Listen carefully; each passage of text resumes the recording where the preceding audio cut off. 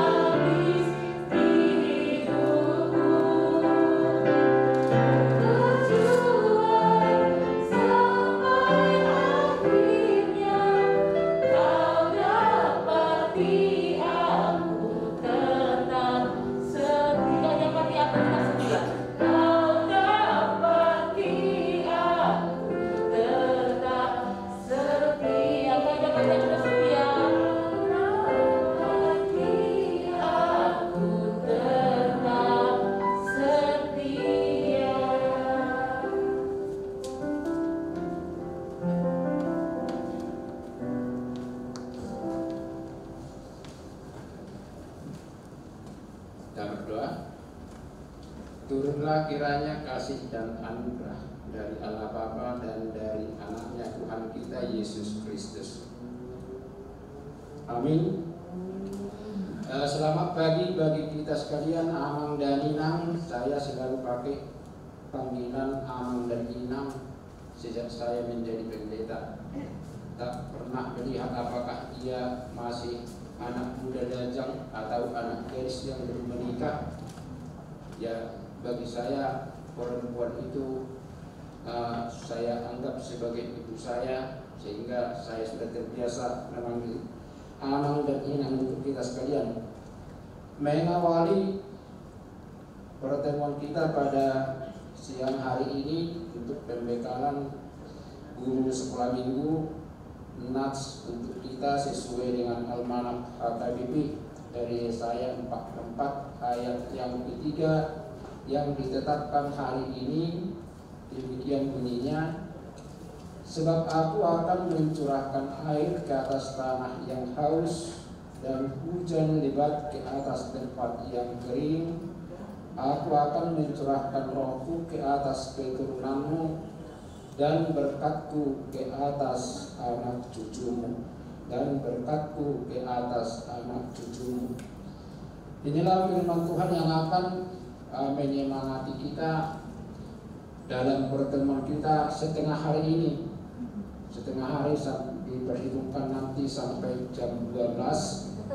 Nah, mudah-mudahan saya buat sampai jam 12. Biasanya kalau saya paling hanya 20-25 menit sanggup untuk berkata-kata atau untuk berkhotbah. Nah, tapi kalau di depan saya orang bersemangat, saya juga bisa menular semangatnya. Mudah-mudahan kita bisa nanti yang tuntas selesaikan apa yang kita rindukan, menyemangati kita dan juga untuk membekali kita, karena kita sudah dengan ikhlas memberikan hidup kita sebagai pelayan di hadapan Tuhan. Sesuai dengan nats kita pagi hari ini, ada pertanyaan pendek mengatakan demikian: apa yang paling dirindukan seorang kafilah di padang gurun yang kehausan? Apa yang dirindukan oleh seorang kafilah di padang gurun yang sedang kehausan? Jawabannya sudah pasti, setetes air. Itulah yang paling dirindukan. Jadi tidak pernah seorang kafilah yang sedang kehausan merindukan umpamanya martabak, atau berangan-angan untuk mendapatkan ya lapet, bakso dan lain sebagainya. Biasanya yang paling dirindukan adalah setetes air, karena memang di saat seperti itu, itulah yang paling dapat memulihkan sedikit daripada kekuatannya. Dan mudah-mudahan kalau dapat banyak air, kalau dapat menemukan oase di padang pasir, itu adalah suatu syukur. Nah, seperti itulah kerinduan setiap manusia akan sesuatu hal yang mungkin sudah diimpikannya di dalam kehidupannya, termasuk umat Israel, karena situasi Yesaya 43 ini adalah saat bangsa Israel di dalam pembuangan Babilonia. Ini Deutero Yesaya, kondisinya mereka di dalam pembuangan sebagai umat Allah, bangsa pilihan yang menyandang gelar sebagai bangsa yang disayang oleh Tuhan, tapi nyata-nyata mereka menjadi bangsa buangan, bangsa yang diperhamba, bangsa yang harus meninggalkan kampung halaman, meninggalkan sanak saudara dan harta benda, dan berada di negeri orang, di negeri asing. Maka sudah dipastikan ada kerinduan-kerinduan yang sangat menyesak di dalam hati, di dalam jiwa, dan di dalam kehidupan mereka. Tentu kerinduan ini dilihat oleh Tuhan. Sama seperti umat Israel masih dalam perbudakan di Mesir, mereka juga merindukan bagaimana mereka boleh terbebas dari perbudakan tersebut, maka mereka di dalam doa-doanya, di dalam keluhannya selalu berteriak untuk memohon kepada Tuhan. Itu makanya tema daripada kitab Exodus itu adalah Allah mendengar teriakan umatnya. Persis seperti itulah yang juga dilakukan umat Israel di Babilonia. Semakmur apapun mereka di sana, tentu tidak sama halnya semasih mereka di negeri sendiri. Makanya ada pepatah lama, hujan batu di negeri, hujan emas di negeri orang lebih baik hujan batu di negeri sendiri. Walaupun keduanya bisa membuat babak belur, kan kalau hujan emas pun di negeri orang tetapnya kita babak belur. Kepala kita pun akan hancur karena dihujani oleh emas. Tapi lebih sakit lagi sebenarnya kalau hujan batu. Tapi itulah ungkapan bagaimana kerinduan itu untuk boleh mendapatkan kembali kepulihan, mendapatkan kembali jati diri, mendapatkan kembali kehidupan kebersamaan dengan keluarga. Dan inilah yang dijanjikan Tuhan dalam nats kita ini. Tuhan menjanjikan seperti yang dikatakan Yesaya tadi, Aku akan mencurahkan rohku ke atas keturunanmu dan berkatku ke atas anak cucumu. Inilah janji Tuhan. Dan sekali Tuhan berjanji, maka Tuhan akan menepati. Ini bukan seperti lagunya Rinto, kau yang berjanji, kau yang mengingkari. Mudahnya engkau buat janji, mudahnya engkau mengingkari. Kalau kita membuat janji nggak pernah mikir-mikir. Apalagi janji ini selalu diucapkan dengan rangkaian kata-kata yang paling menarik, sususun huruf seindah kata, sususun kata seindah kalimat, sususun kalimat seindah bahasa. Inilah janjiku kepadamu sayang, katanya. Hanya sesaat besoknya janjinya tidak ditepati. Tetapi kalau Tuhan, kemarin itu juga kami bahas di dalam sermon berkaitan dengan khotbah kita besok, karena janji kesetiaan Tuhan itu layak dipercaya. Bahkan anehnya, walaupun kita tidak setia pada janji kita, tetapi Allah tetap setia pada janjinya. Datanglah ke gereja besok, dengarkan bagaimana kisah Hosea dengan Gomer yang disuruh Tuhan, seorang nabi, mengawini seorang pelacur.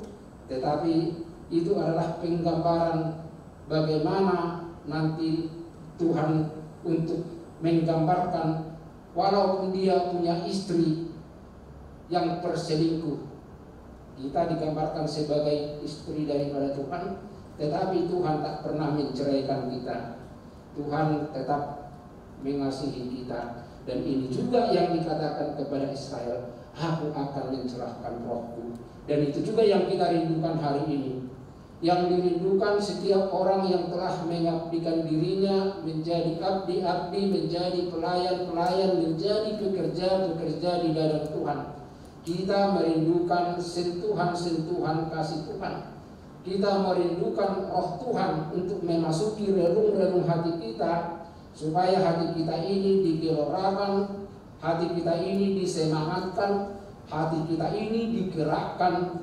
Ketika itu telah terjadi, maka akan muncul guru-guru sekolah minggu yang hebat, yang energik, yang potensial. Seperti contoh tadi yang kita lihat, kalau orang mikir lihat inang ini kan dari berat badannya, loh, kok bisa ya katanya. Tetapi rupanya berat badan tidak menjadi penentu untuk sebuah kelincahan, kan begitu. Nah, itu karena apa? Karena ada gerakan semangat daripada Roh Tuhan menggerakkan hidupnya. Maka ketika kita digerakkan oleh Roh Kudus telah memasuki hati-hati yang kering, maka hati kita ini akan dialiri dengan sebuah fenomena yang menakjubkan.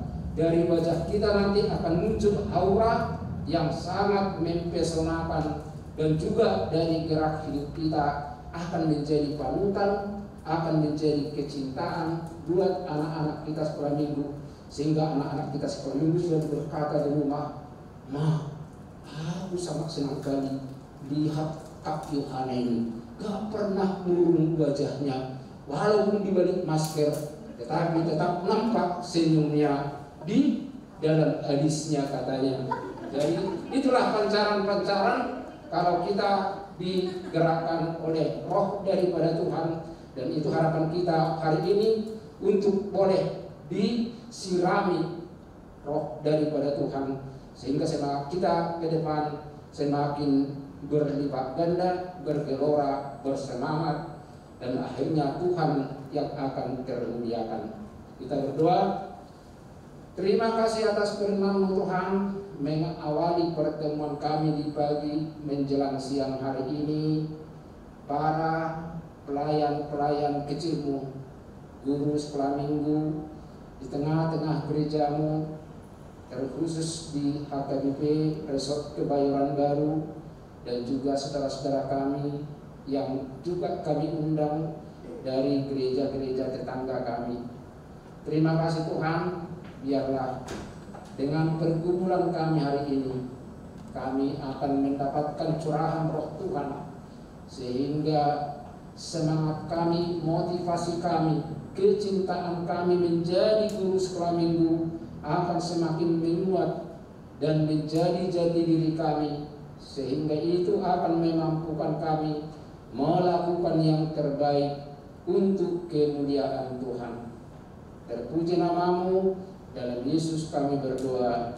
Amin.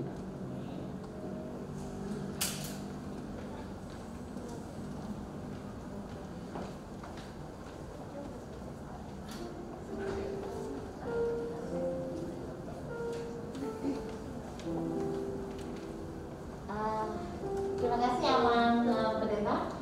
Kita akan sambut dengan penyanyi lagu Jangan Lelah, ya. Kalau boleh kita berdiri yuk supaya kita tidak lelah. Kan kita lebih semangat.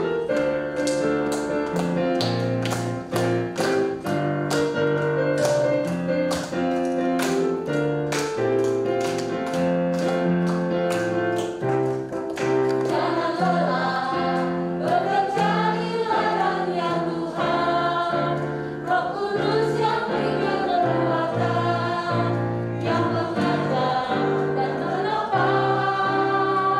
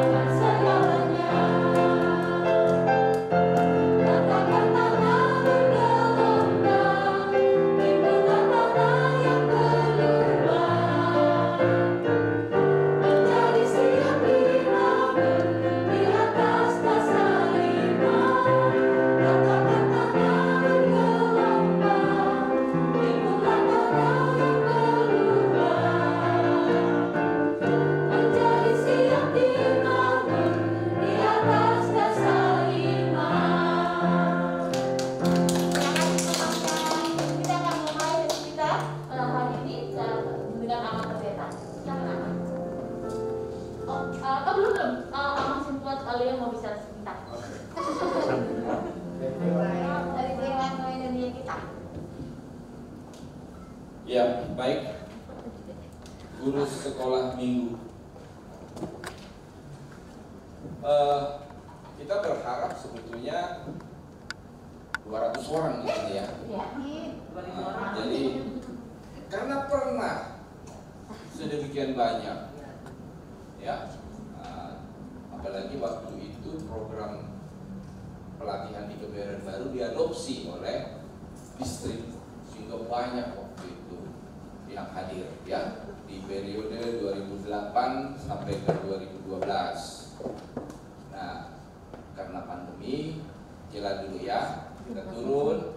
Sekarang kita bergerak lagi. Kita berharap tahun depan lebih banyak lagi ya. Amin. 100 gitu ya.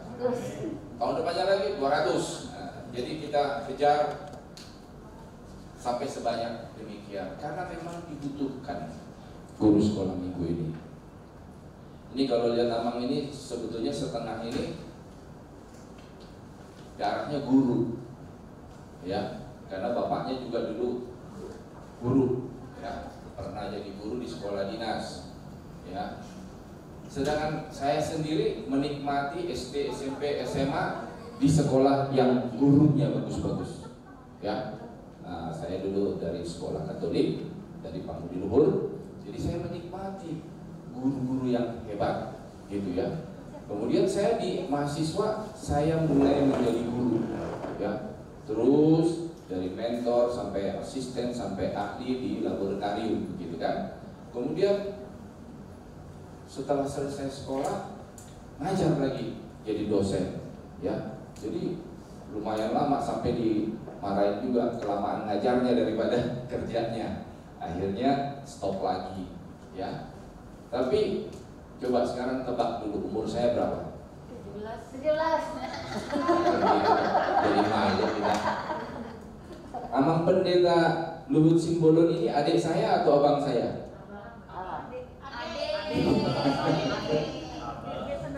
Amang Pendeta Luhut Simbolon ini adik saya.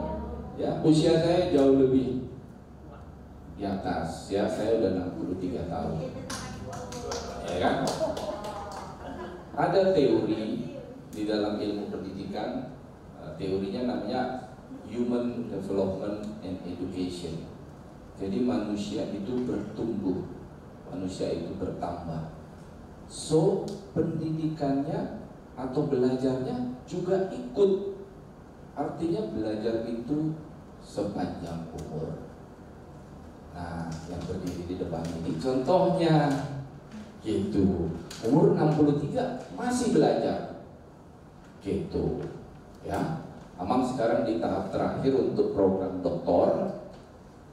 Terus banyak yang nanya, memang kalau udah 63 mau ngajar di mana, gitu. Nah, karena ini program doktor, dia membuat teori baru. Jadi teorinya itu nanti dipakai untuk ngajar kepala desa. Karena kepala desa kan nggak ada sekolahnya kan, nggak ada kan, belum ada kan.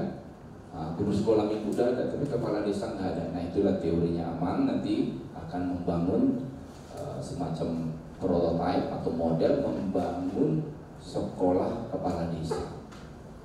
Teorinya udah disetujui, tinggal penelitiannya. Nah, itu membuktikan sepanjang umur harus selalu belajar dan juga harus bisa menciptakan murid-murid baru, ya, karena ilmu itu nggak pernah berhenti, ya, nggak pernah berhenti. Nah, untuk membekali kalimat pendek aja kepada guru sekolah minggu, boleh bersifat pertanyaan dulu ya, nanti baru bersifat pernyataan. Kalau guru sekolah minggu itu yang diajar, pikirannya atau hatinya? Hati. Pendapat yang lain? Dua-duanya apa?